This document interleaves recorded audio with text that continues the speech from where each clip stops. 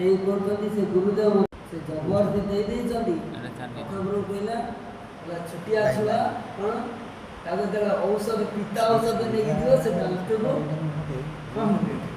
କାମୁଡ଼ିକି ରଖିବ ମୁଟେ ମୁହଁ ଖୋଲିତେ ଦେବନି। କ'ଣ କରିବ?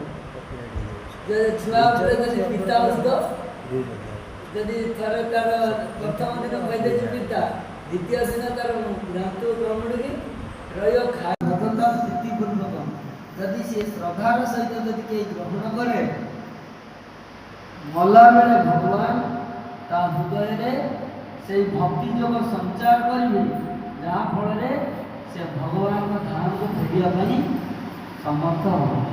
ଯଦି ଜୋର କରିକି ହଉ ଶ୍ରଦ୍ଧାର ହେଳାର କହିଲେ ଯଦି ସେଇ ଯେଉଁ ଅଜାମିଳ ପ୍ରସଙ୍ଗରେ କହୁଛନ୍ତି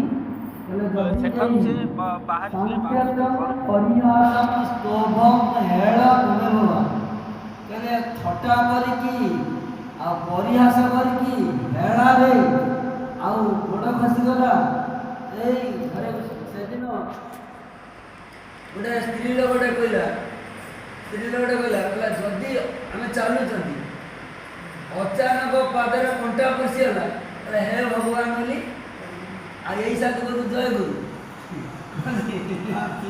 ସେ ତା ଭାଇ ଜୟ ଗୁରୁ ନେଇଯାଇଛି, ତା ଭଉଣୀ ମୋ ଘରୁ ହରିନାମ ନେଇଛି। ଆମେ ତା ବାପ ଘରୁ ଯାଇଥିଲୁ।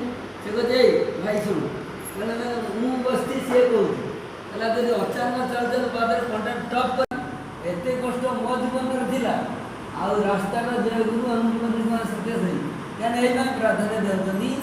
ଯଦି ଜଣେ ବହୁତ କଷ୍ଟ ପଡ଼େ ସେ ନିଶ୍ଚୟ କହିବ ହେ ଭଗବାନ ମୋ ଜୀବନରେ ଏତେ କଷ୍ଟ ଥିଲା।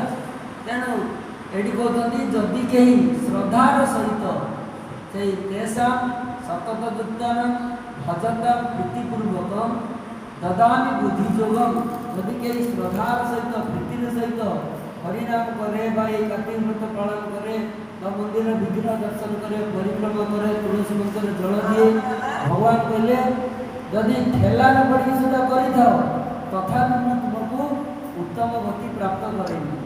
ଯଦି ବଳପୂର୍ବକ ଠେଲାରେ କାହାର ପ୍ରେରଣାରେ ପଡ଼ି କରିଥାଅ ତଥାପି ତୁମକୁ ବିମଳ ଗତି। ଆଉ ଯେଉଁମାନେ ଶ୍ରଦ୍ଧାର ସହିତ କରିବେ ସେମାନଙ୍କର ଯେ କି ମଙ୍ଗଳ ହେବ ତାହା ଭାଷାରେ ପ୍ରକାଶ କରାଯାଏ ନାହିଁ। ସେହିପାଇଁ ତେଷାଂ ସତତ ଯୁକ୍ତାନ ଯେଉଁ କାମଟା କାର୍ତ୍ତିକ ମାସର ସେଇଟା ହରିନାମ କର, ଗୀତା ପଢ଼, ଭାଗବତ ପଢ଼, ମନ୍ଦିର ଦର୍ଶନ କର, ସେଇଟାକୁ ଏଇ ପରିକ୍ରମା ଆଉ